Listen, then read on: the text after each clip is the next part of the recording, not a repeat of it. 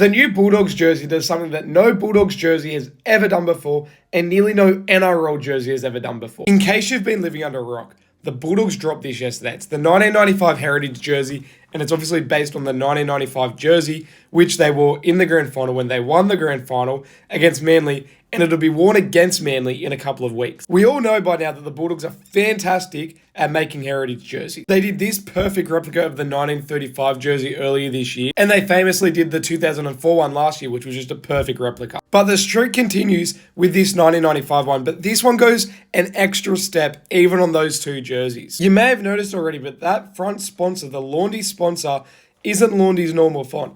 And no, Laundy haven't just changed their logo mid-year.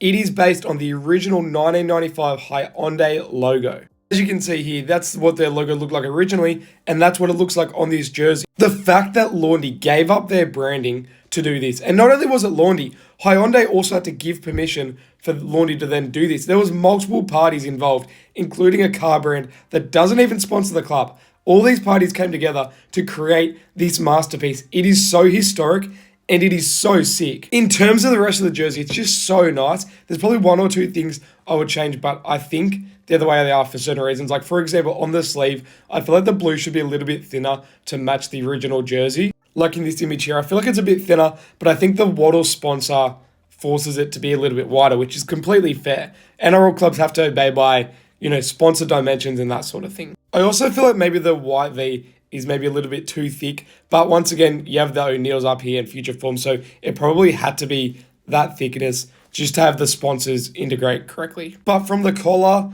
to the front sponsor to just overall the aesthetic, this is another perfect Bulldogs heritage jersey. They've knocked it out of the park yet again. It is a nice bit of rugby league kit.